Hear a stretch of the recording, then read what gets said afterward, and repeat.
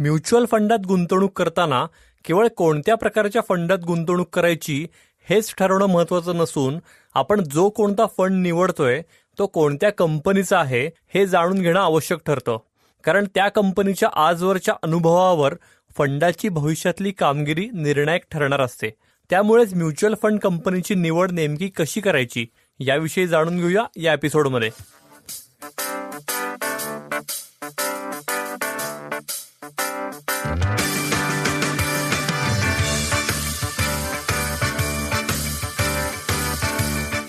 Mutual funds हा विषय केंद्रस्थानी ठेवत भूषण वाणी यांच्यासोबत वेगवेगळ्या गुंतवणूक पर्यायांविषयी फंडा म्युच्युअल फंडाचा या आपल्या पॉडकास्टमध्ये आपण चर्चा करतो.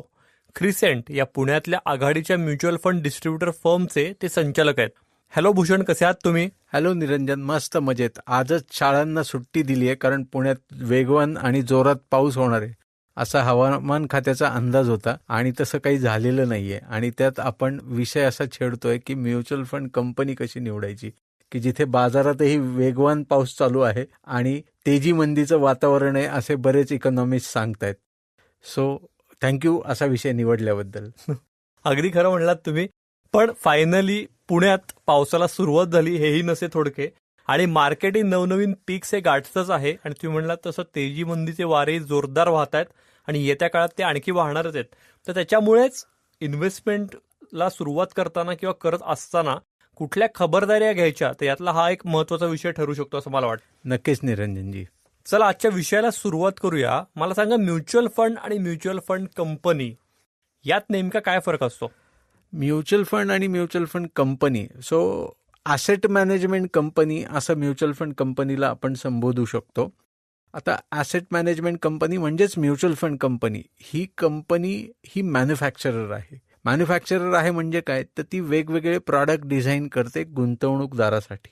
वेगवेगळे प्रॉडक्ट डिझाईन करताना ते product active funds, passive funds, exchange traded fund, variety of फंड्सचं निर्माता अशी ही कंपनी असते, ज्याला आपण म्युच्युअल फंड कंपनी असं म्हणू शकतो. आणि फंड म्हणजे उदाहरणार्थ की त्या म्युच्युअल फंड कंपनीने, एक्झाम्पल आपण घेऊयात की SBI म्युच्युअल फंड ही ॲसेट मॅनेजमेंट कंपनी झाली आणि SBIचा चिल्ड्रन फंड हा त्या कंपनीने काढलेलं प्रॉडक्ट झालं, म्हणजे हा फंड झाला. असंच ICICI प्रुडेन्शियल म्युच्युअल फंड ही ॲसेट मॅनेजमेंट कंपनी झाली आणि त्यांचा नुकताच लॉन्च झालेला ICICI प्रुडेन्शियल एनर्जी फंड हा त्या कंपनीचा फंड झाला. तर हा या दोघांमधला फरक आहे. ॲसेट मॅनेजमेंट कंपनीला सेबीच्या अंतर्गत दिलेल्या नॉर्म्समध्ये वेगवेगळ्या व्हरायटी ऑफ फंडांचं मार्गदर्शन, प्रोडक्शन आणि गुंतवणूकदारांसाठी लागणारा बेनिफिटच्या अँगलने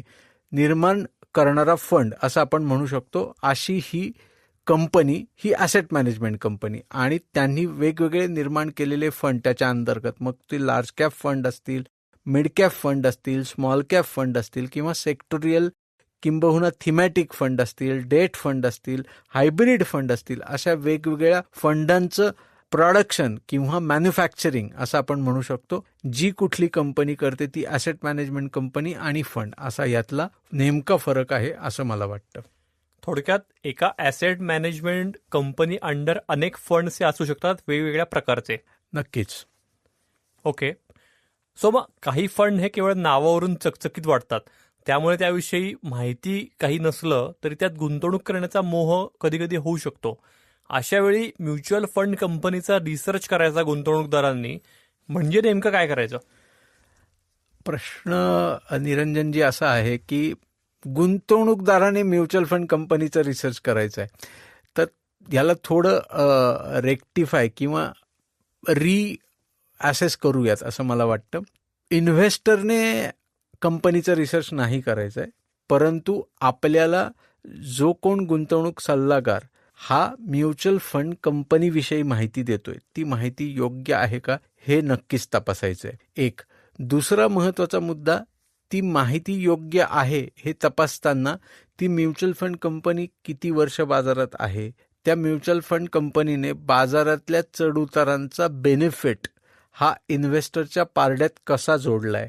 तिसरा महत्त्वाचा मुद्दा, त्या म्युच्युअल फंड कंपनीचं ओव्हरऑल मार्केटमध्ये स्थान कसं आहे, त्या म्युच्युअल फंड कंपनीकडे असणारे फंड मॅनेजर, अॅनालिस्ट, कंपनीचे MD, CEO ही सगळी लोक किती विश्वासार्ह आहेत आणि त्यांनी आत्तापर्यंत त्यांची कामगिरी कशी राहिलेली आहे ह्या सगळ्यांची तपासणी नक्की करायला हरकत नाही. ओव्हरऑल तो म्युच्युअल फंड निवडताना त्या म्युच्युअल फंडची प्रोसेस काय आहे, प्रोसेस जेव्हा मी म्हणतो तेव्हा तो म्युच्युअल फंड रिस्क आणि रिवॉर्ड याचा रेशो तो कसा सांभाळतो, या सगळ्या रिस्क रिवॉर्डचा रेशो सांभाळताना कुठल्या कुठल्या गोष्टींवर त्या म्युच्युअल फंड कंपनीचं लक्ष हे केंद्रित आहे आणि काळानुरूप ते कायमस्वरूपी कसं त्यांनी सांभाळलेलं आहे, ज्याचा ओव्हरऑलच इन्व्हेस्टरच्या फायनान्शियल गोलवर आणि त्याला मिळणाऱ्या परताव्यावर त्याचा परिणाम हा होताना दिसतो.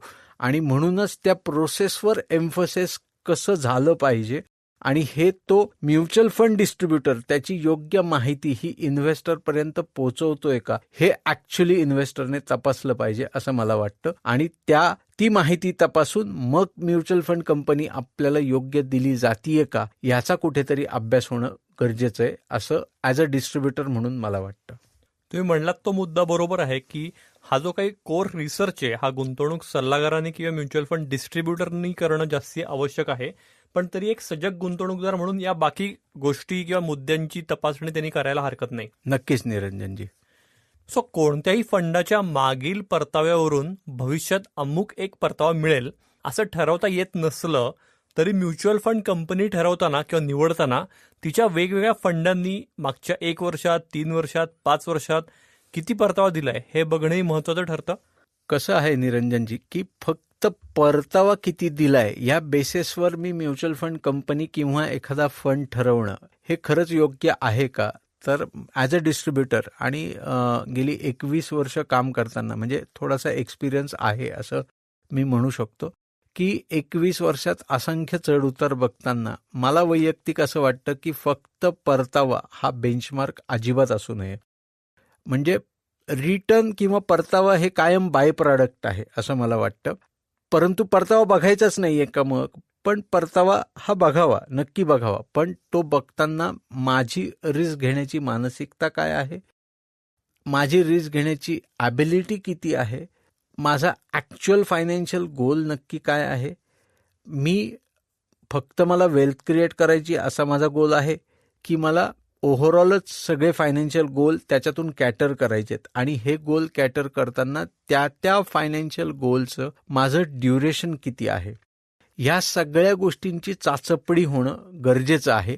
आणि मग ती चाचपणी होऊन ती कुठेतरी कागदावर मांडून मग मी रिस्क किती घेऊ शकतो हे अनालिसिस एकदा कम्प्लीट झालं त्या अनुषंगाने असं मी म्हणू शकेल की मला कुठला फंड हा माझा निवडला गेला पाहिजे असं ठरवणं हे योग्य ठरेल. आता ह्याच्यात एक उदाहरण आपण घेऊयात की लेट्स से की मला मुलांची उच्च शिक्षणं करायची आहेत आणि बॅकग्राऊंडला उच्च शिक्षणांच्या अगेन्स्ट मी एक म्युच्युअल फंड निवडलाय आणि त्याचबरोबर एक अशी इन्व्हेस्टमेंट निवडली आहे की जी कम्पॅरेटिव्हली मला ॲश्युअर्ड रिटर्न देणार आहे.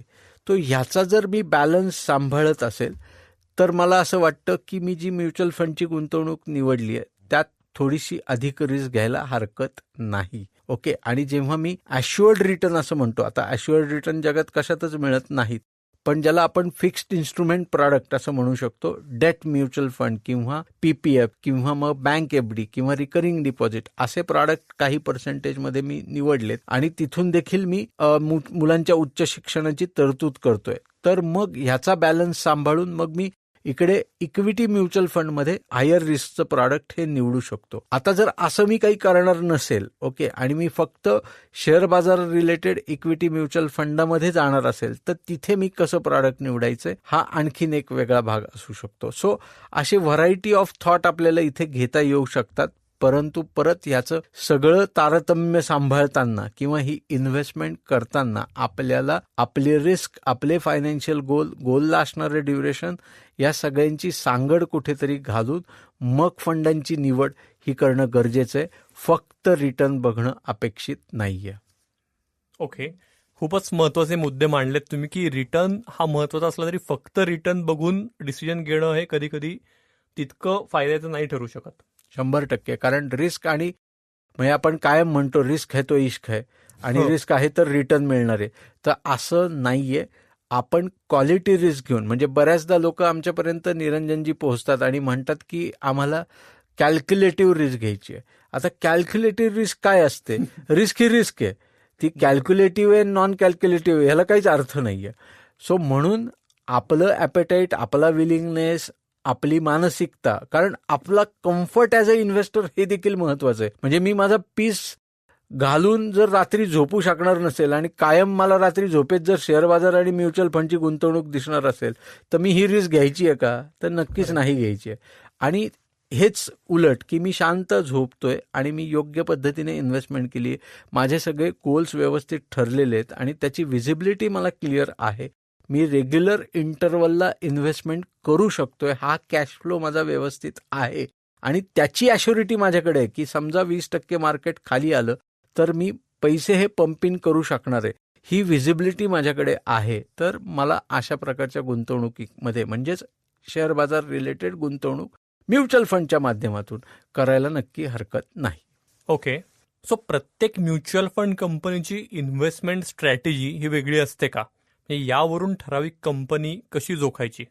प्रत्येक म्युच्युअल फंड कंपनीची स्ट्रॅटेजी, प्रोसेस ही वेगवेगळी असू शकते, किंबहुना आहे. म्हणूनच त्या वेगवेगळ्या म्युच्युअल फंड कंपनी आहेत, नाहीतर एकच म्युच्युअल फंड कंपनी बाजारात अस्तित्वात असते. आता काही म्युच्युअल फंड कंपनी अशा आहेत की ज्या व्हॅल्यू स्टाईल इन्व्हेस्टिंग करतात. म्हणजे नक्की काय की आज बाजार ज्या दिशेनं चाललाय, ओके, त्या दिशेला जे स्टॉक्स नाहीयेत किंवा त्यांच्यात किंबहुना कमी ग्रोथ झाली आहे आणि आज त्याची मूळ किंमत जी असायला पाहिजे ती दिसत नाहीये, ज्याला आपण इंट्रिन्सिक व्हॅल्यू असं म्हणतो. ओके, म्हणजेच तो स्टॉक किंवा त्या शेअरची किंमत ही डिस्काउंटेड रेटला अवेलेबल आहे, म्हणजेच बाजाराच्या विरुद्ध दिशेला तो आहे आणि त्या स्टॉकमध्ये किंवा त्या शेअरमध्ये तो म्युच्युअल फंड मॅनेजर इन्व्हेस्ट करतोय. सो ज्याला आपण व्हॅल्यू इन्व्हेस्टिंग असं म्हणू शकतो.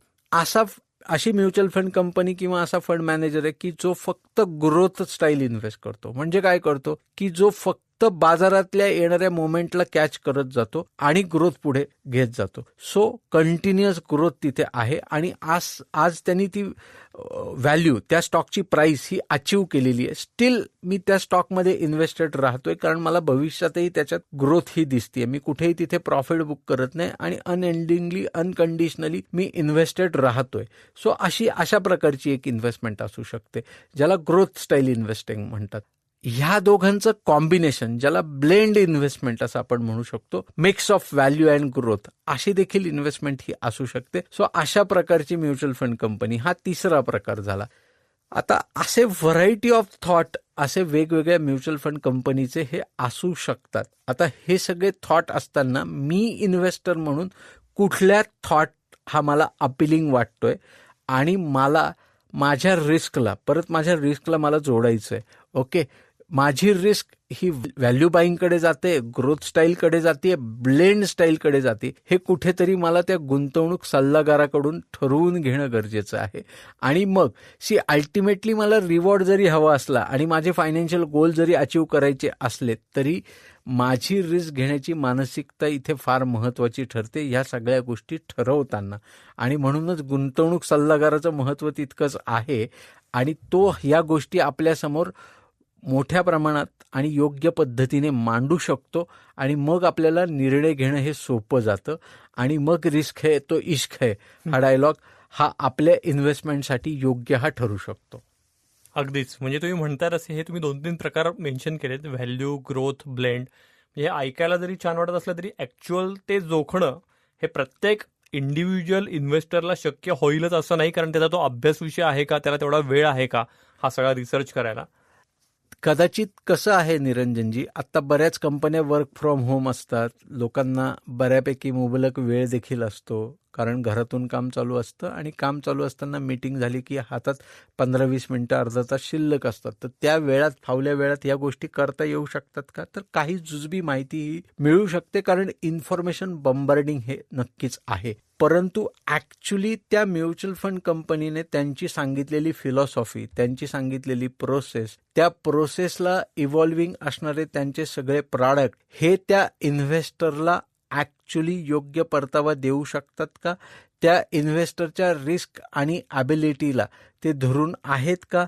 त्या येणाऱ्या सगळ्या बदलांचा म्हणजे इकॉनॉमीमध्ये जे चेंजेस होत आहेत त्या चेंजेसला तो फंड पुढे कॅटर करतोय का हे कुठेतरी समजून घेणं गरजेचं आहे. आणि हे कोणीतरी ऑन बिहाफ ऑफ यू करतंय. म्हणजे म्युच्युअल फंड डिस्ट्रीब्युटर निवडताना असा एक आपण सेशन केलेलाच होता आणि पॉडकास्ट केलेला आहे, तो सगळ्यांनी ऐकावाच अशी मी प्रत्येकाला नम्र विनंतीच करतो. पण हे सगळं कोणीतरी आपल्यासाठी समजून घेणं गरजेचं आहे आणि म्हणूनच तो म्युच्युअल फंड वितरक डिस्ट्रीब्युटर हा देखील तितकाच महत्वाचा आहे. म्हणजे मला सांगायला आवडेल निरंजनजी, आपण हे ऑनगोईंग बेसिसवर करतच असतो. प्रत्येक ॲसेट मॅनेजमेंट कंपनीच्या हेड ऑफिसला जाऊन ती ॲक्च्युली म्युच्युअल फंड कंपनी कशा पद्धतीने काम करते, त्यांची प्रोसेस काय आहे, ते प्रोसेस कॅरी करताना ते रिस्क कशी घेतायत, क्वालिटी स्टॉक ची निवड ही कशी होतीये, क्वालिटी सेक्युरिटीजची निवड, मग ती डेट सेक्युरिटी असेल किंवा इक्विटी सेक्युरिटी असेल, याच्या बेसिसवर याची निवड करताना त्यांचे काय ठोकताळे त्यांनी तयार केलेले आहेत,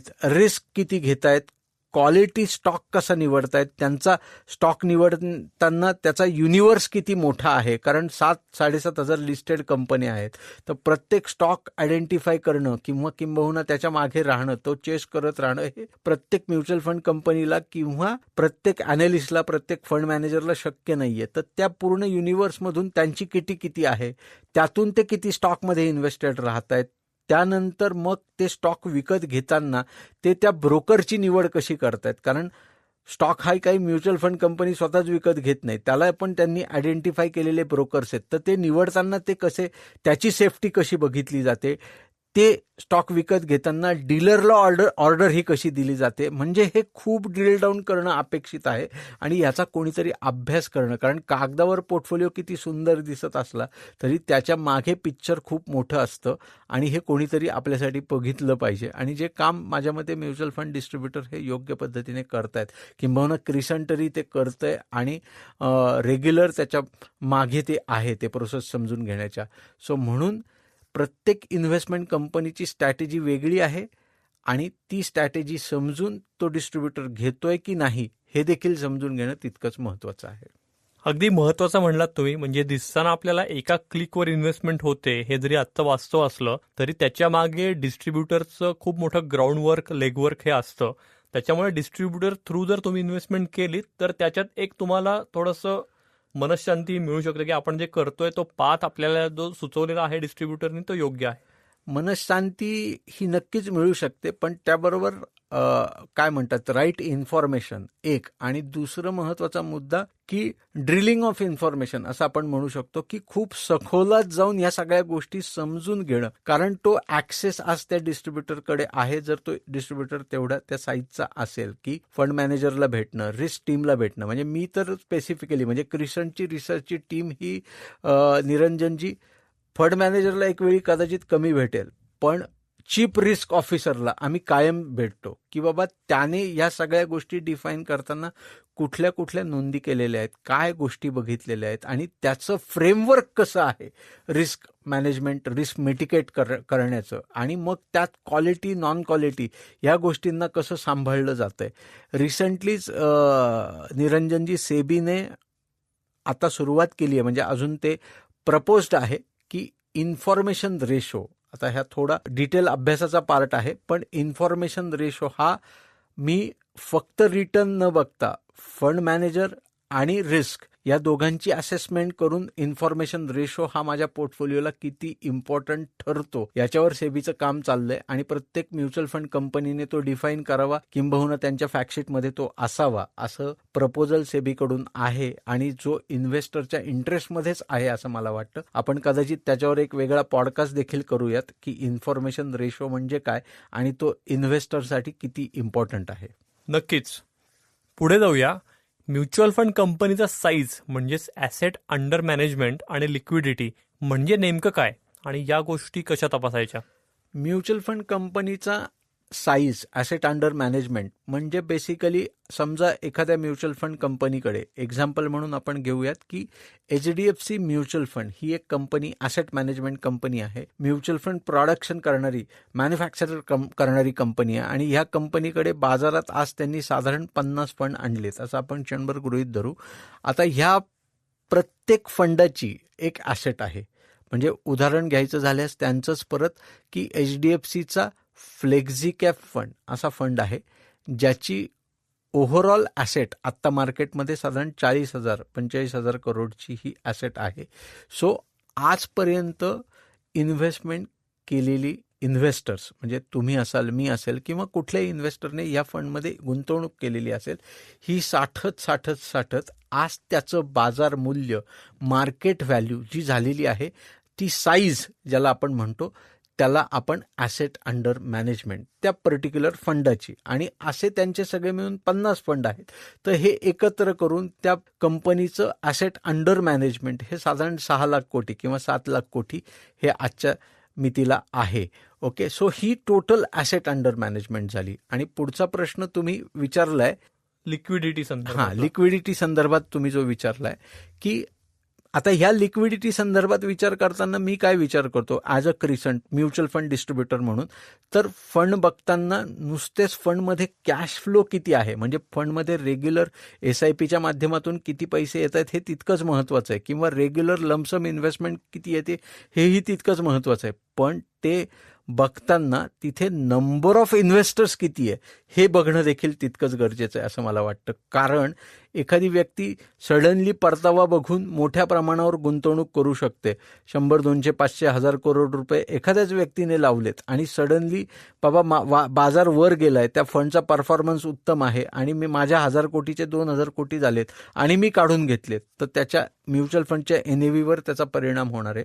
आणि म्हणूनच रिटेल पार्टिसिपेशन किती आहे, नंबर ऑफ इन्व्हेस्टर्स किती आहेत हे समजून घेऊन त्याची लिक्विडिटी समजणं हे गरजेचं आहे असं मला वाटतं. फक्त पैसे किती येतात त्या फंडमध्ये आणि पैशाचा आउटफ्लो किती आहे हे महत्त्वाचं नसून त्यात नंबर ऑफ इन्व्हेस्टर्स किती जोडले जात आहेत हे तितकंच महत्त्वाचं आहे लिक्विडिटीचा अभ्यास करताना.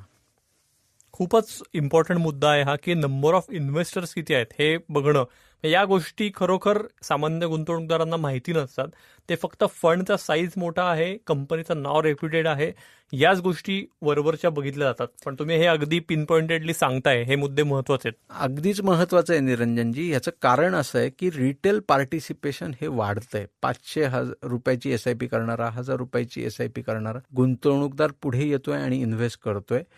तो इन्व्हेस्टमेंट करताना ह्या गोष्टी चेक होणं गरजेचं आहे, कारण शेवटी त्याचं भविष्य आणि त्याला मिळणारा परतावा, कारण त्यांनी कुठेतरी भावनिक नातं जोडलंय आणि त्यातून त्याचे फायनान्शियल गोल हे अचीव करायचे. तर ह्या दोघांची सांगड होणं गरजेचं आहे असं मला वाटतं. अगदीच. मग ठराविक म्युच्युअल फंड कंपनीची कस्टमर सर्व्हिस उत्तम आहे का, हे गुंतवणूक करून बघायच्या आधी कसं तपासून पाहायचं?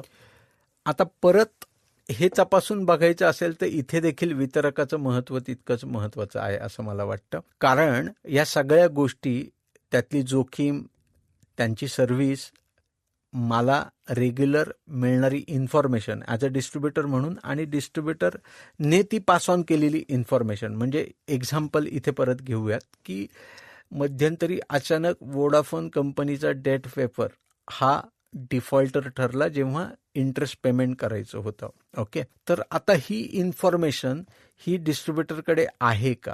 ओके, ते डिफॉल्ट होणार आहे म्हणजे नक्की काय होणार आहे, आणि ते पैसे डिलेड पेमेंट मिळणार आहे. म्हणजे डिफॉल्ट केला म्हणजे त्यांनी काही पैसे दिले नाहीत असं नाही, काळाच्या ओघानंतर ते पैसे परत केले. ओके, तर हे पैसे कसे परत मिळणार आहे याची माहिती कोणी ठेवतंय का, याची नोंद कुठे घेतली जातीये का, आणि मग ही सर्व्हिस कस्टमरला मिळतीये का? म्हणजे सर्व्हिस मिळणं याचा अर्थ फक्त मला म्युच्युअल फंडचं स्टेटमेंट मिळणं असा त्याचा अर्थ होतो का? तर नक्कीच नाही. तो महत्वाचा पार्ट आहेच म्युच्युअल फंडचं स्टेटमेंट मिळणं, कारण माझं बँकेतून जाणारं SIP, मला मिळणारे युनिट ह्याचंही कुठेतरी टॅली होणं गरजेचं आहे. आणि हे त्या डिस्ट्रीब्युटरचं पण काम आहे आणि इन्व्हेस्टरचं देखील काम आहे हे टॅली करणं. पण त्याचबरोबर त्यात आज जी जोखीम आहे, त्यात जी सेक्युरिटी घेतली जाते, मग ती डेट असेल किंवा इक्विटी सेक्युरिटी असेल, तर ती योग्य आहे आणि त्याच्याबरोबरची योग्य माहिती योग्य वेळी ती कंपनी पण प्रोव्हाइड करते स्वतःहून पुढे येऊन, आणि डिस्ट्रीब्युटर पण प्रोव्हाइड करतोय, इन्व्हेस्टरलाही ती माहिती मिळते. हेच सर्व्हिसच्या अंतर्गत चेक होणं गरजेचं आहे. फ्रँकलिन टेम्पल्टन म्युच्युअल फंड हे त्यातलं उत्तम उदाहरण आहे निरंजनजी. म्हणजे इथे कुठेही मला फ्रँकलिन टेम्पल्टन म्युच्युअल फंडचे फंड घ्या असं प्रमोट नाही करायचं, पण त्यांनी जेव्हा in the interest of investor निर्णय घेतला की त्यांच्या 6 स्कीम बंद करायच्या, त्यातला कॅश इनफ्लो आणि आउटफ्लो हा थांबवायचा आहे आणि ग्रॅज्युअली टप्प्याटप्प्याने पैसे परत करायचे, तर ते पुढे येऊन प्रत्येक गोष्ट इन्व्हेस्टरला किंबहुना डिस्ट्रीब्युटरला देखील सांगत होते, पेपर आउट डिक्लेअर करत होते की आम्ही कुठल्या कुठल्या स्टेप्स या घेणार आहोत. सो हे बघणं गरजेचं आहे जेव्हा आपण सर्व्हिस या विषयाबद्दल विचार करतो. सर्व्हिस या विषयाला तसा अंत नाही आहे निरंजनजी. ओके, कारण मला रात्री 12ला देखील फोन येतात, भूषण मला कॅपिटल गेन स्टेटमेंट पाहिजे किंवा मला इन्कम टॅक्ससाठी काही गोष्टी हव्यात, मला फॉरेनला जायचंय तर मला विजासाठी स्टेटमेंट हवंय. पण याचबरोबर ह्या जोखमीच्या गोष्टी देखील मला योग्य वेळी कळतायत आणि त्याच्याबद्दलचं ज्ञान, त्याच्याबद्दलचं असणारं ज्याला आपण म्हणतो ॲक्टिव्ह पार्टिसिपेशन हे म्युच्युअल फंड कंपनीकडून आणि डिस्ट्रीब्युटरकडून योग्य वेळी घडतंय हे तपासणं गरजेचं आहे जेव्हा आपण सर्व्हिस या शब्दाबद्दल बोलतोय. ओके, सो एक शेवटचा प्रश्न की म्युच्युअल फंड कंपनी निवडताना गुंतवणूक सल्लागाराशी सल्लामसलत करणं का गरजेचं आहे हे सगळं तुम्ही एक्सप्लेन केलंच, तर क्रिसेंटचा यामध्ये रोल कसा असतो? म्हणजे कुठलाही नवीन इन्व्हेस्टर तुमच्याकडे आला की तुम्ही या संदर्भात कसं मार्गदर्शन करता? सो निरंजनजी, कुठलाही नवीन इन्व्हेस्टर आला तर त्याला आपण जेव्हा फंडबद्दलची माहिती देतोय, म्हणजे आता इन्सिडेंटल ॲडवाईस याच्या अंडर आम्हाला काम करायला लागतं कारण आम्ही वितरक आहोत. पण ह्याचा अर्थ असा आहे की आम्ही रिसर्च करत नाही असं नाही, आम्ही रिसर्च देखील करतो. प्रत्येक कंपनीला पर्सनली, म्युच्युअल फंड कंपनीला जी आम्हाला योग्य वाटते रेग्युलर इन्व्हेस्टमेंट रिटेल पार्टिसिपेशनच्या अंतर्गत. कारण आज भारतात 40-45 म्युच्युअल फंड कंपन्या आहेत आणि त्यातल्या आपण 15च म्युच्युअल फंड कंपन्यांबरोबर काम करतो. सो असं काही मी स्वतःला रिस्ट्रिक्ट केलेलं नाही की मी पुढच्या म्युच्युअल फंड कंपन्यांबरोबर काम करणारच नाही, परंतु अनलेस अँड अंटिल तिथे काहीतरी वेगळेपण मला जाणवतंय तोपर्यंत मी उगीच इन्व्हेस्टरच्या पोर्टफोलिओला ती कंपनी किंवा तो फंड ॲड करणार नाही. एक दुसरा महत्त्वाचा मुद्दा आहे की बाबा मला फंड निवडायचा आहे किंवा मला कंपनी निवडायची आहे, तर त्याची ब्रँड व्हॅल्यू, त्या कंपनीने आत्तापर्यंतचं केलेलं काम, त्या कंपनीची असणारी फंड मॅनेजर ॲनालिस्टची टीम, याचा सगळा अभ्यास, त्यांचा ओव्हरऑल आत्तापर्यंतचा मार्केटमध्ये असणारा एक्सपिरियन्स, सगळ्या चढउतारांना ती कंपनी कशी सामोरी गेलेली आहे, ते फंड्स कसे सामोरे गेलेले आहेत, त्या कालावधीत त्यांनी इन्व्हेस्टर कसा प्रोटेक्ट केलेला आहे, हे सगळं बघणं हे ह्या एका वितरकाचं काम आहे असं मला वाटतं. आणि मला सांगायला अभिमान वाटतो की क्रिसंट हे डायरेक्टली इनडायरेक्टली कायमस्वरूपी इन्व्हेस्टरच्या इंटरेस्टमध्ये हे करत राहिलेली आहे आणि करत राहील. याचं कारण असं आहे की गोष्टी ह्या रोज बदलत आहेत, प्रत्येक सेकंदाला बदलत आहेत. म्हणजे आपण कायम आपल्या पॉडकास्टमध्ये हेही सांगितलंय निरंजनजी की change is the only constant thing. So त्या गोष्टी ज्या बदलत आहेत त्या बदलांचा साक्षीदार ती म्युच्युअल फंड कंपनी आणि ते फंड हाऊस किंवा तो पर्टिक्युलर फंड आहे का. कारण जर एक्झाम्पल तुमचं घेऊयात की तुम्ही मुलाच्या हायर एज्युकेशनसाठी क्रिसंटच्या मार्फत पैसे लावलेत आणि त्या हायर एज्युकेशनला आज आपल्याला साधारण पुढची 10 ते 12 वर्ष आपल्या हातात आहेत. जर ती आहेत तर त्या 12 वर्षांमध्ये कुठले कुठले बदल येऊ घातलेले आहेत आणि त्या बदलांचा साक्षीदार तो फंड आहे का हे कुठेतरी रेग्युलरली चेक होणं गरजेचं आहे. आणि हे काम क्रिसंट अविरतरित्या करतंय आणि म्हणूनच क्रिसंटचं स्थान हे मार्केटमधलं अबाधित आहे आणि त्यांनी एक चांगलं गुडविल, विश्वासार्हता ही कमवली आहे हे सांगायला मला अजिबात कुठेही दुजाभाव वाटत नाही किंवा मला स्वार्थ अभिमानच वाटतो. अगदीच. त्याच्यामुळे आपण श्रोत्यांनाही हे अपील करू शकतो की गुंतवणुकी संदर्भातल्या कुठल्याही सल्ल्यासाठी, मार्गदर्शनासाठी, नवीन फंड जर त्यांना इन्व्हेस्ट करायचे असतील तर ते फंड कोणते निवडायचे या संदर्भात काही शंका असतील तर या सगळ्यासाठी ते क्रिसेंटला अगदी हक्कानं संपर्क हे साधू शकतात. त्यांचा नंबर प्लीज नोट डाऊन करून घ्या. नंबर आहे 9764125533. मी नंबर परत एकदा रिपीट करतो, 9764125533. याशिवाय तुम्ही crescentmfd.com या त्यांच्या वेबसाईटलाही भेट देऊ शकता. हा एपिसोड आवडला असेल तर आमचा चॅनल नक्की लाईक करा, सबस्क्राईब करा आणि तुमच्या फ्रेंड सर्कलमध्ये किंवा नातेवाईकांनाही याची लिंक नक्की शेअर करा. हा पॉडकास्ट तुम्ही Spotify, Apple podcast, Jio Saavn, गाना, ॲमेझॉन म्युझिक यासह क्रिसेंटच्या यूट्यूब चॅनलवरही अगदी मोफत ऐकू शकता. आत्ता आपण ऐकलात भूषण वाणी आणि निरंजन मेढेकर यांच्या आवाजात फंडा म्युच्युअल फंडाचा हा पॉडकास्ट ही क्रिसेंटची निर्मिती असून साऊंड्स ग्रेडची 2024ची प्रस्तुती आहे. डिस्क्लेमर: म्युच्युअल फंड गुंतवणूक ही बाजारातील जोखमीच्या अधीन आहे. गुंतवणूकदारांनी योजनेशी संबंधित सर्व कागदपत्रे काळजीपूर्वक वाचावीत. फंडा म्युच्युअल फंडाचा या पॉडकास्टचा उद्देश गुंतवणूक विषयक जनजागृती हा आहे. या पॉडकास्टच्या आधारे घेतलेल्या गुंतवणूक निर्णयांमुळे कुणा व्यक्तीचे अथवा संस्थेचे नुकसान झाल्यास Crescent mutual fund distributor private limited किंवा Sounds Great NM Audio Solutions LLP जबाबदार राहणार नाही, याची कृपया नोंद घ्यावी.